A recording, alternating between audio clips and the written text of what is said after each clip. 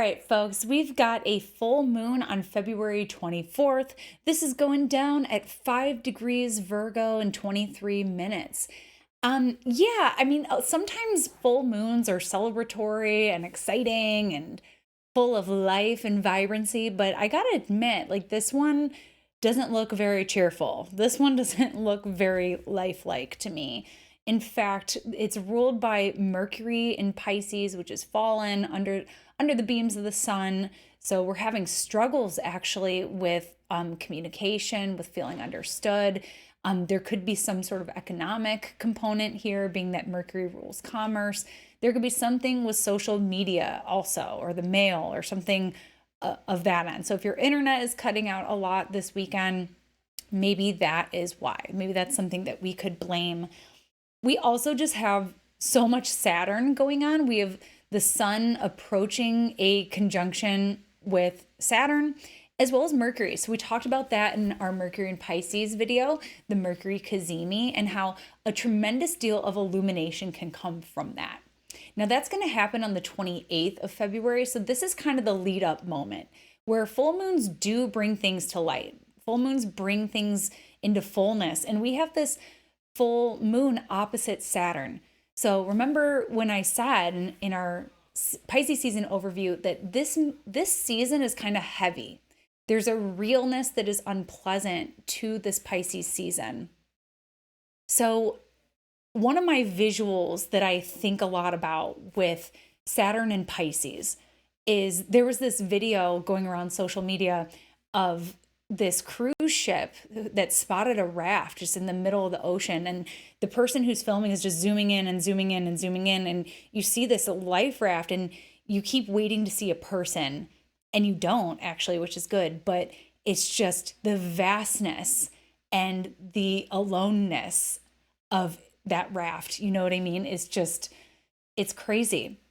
So Saturn can kind of bring that feeling a lot. Like Saturn is the planet of solitude. Saturn is the planet of limitation. So if you're feeling kind of bummed out, if you're feeling down in the dumps, that is why. This is a kind of a bummer full moon. So just be prepared for that. As I recommended in some of the previous videos for this month, have your practices on standby. What can you depend on that's within your immediate orbit that can help elevate you? It's not that we can't get an elevation with the sign of with Saturn being in the sign of Pisces. It's just a lot harder. It takes a lot more work. So where's the solution? That's Virgo. You know, Pisces is just kind of like this, I'm waiting to be rescued. I'm waiting to be rescued. Virgo is saying like, what can we do? Let's look for the signs. Let's study the stars. Let's see where the birds are flying. And we can find our way to shore. So we got to use our intellect to get there. The trouble is that a lot of stuff isn't adding up. A lot of stuff isn't making sense right now. So how can you use logic in a situation where nothing is making sense and people aren't receptive or the situation isn't receptive to logic? So that's part of the struggle here with Mercury and Pisces under the beams of the sun. It's just struggling to make sense. But try as we might, we got to find some way to put that next foot forward. Or maybe we don't. Maybe we're just going to take the L on this one and chill and wait it out. So yeah, it's a very, very Saturnian moon. But the other thing that we can do with Saturn is wait. We can be patient. We can let things play out. We can shelve this sense of immediacy, this sense of I have to be on all the time. Saturn doesn't mind living on the periphery for a little while. Like we can just kind of take a seat on the bench and chill out for a minute. And then when we have the energy and the clarity to get back out there, we can. So yeah, as I've been saying in some of these other videos for this month, it's just facing hard truths, facing reality. But also Saturn can, through that facing of reality, it can awaken us from a sleeping spell, a feeling of disempowerment, a feeling of frozenness. Pisces is a sign where we place our faith, and Saturn is the test of faith.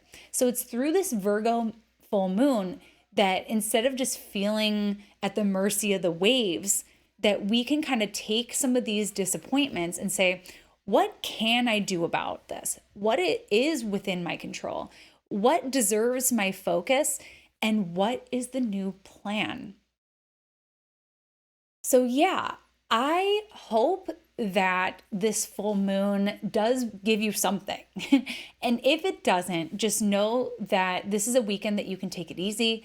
And there are some other good things happening. We've got this Venus Mars action happening that's starting a new cycle.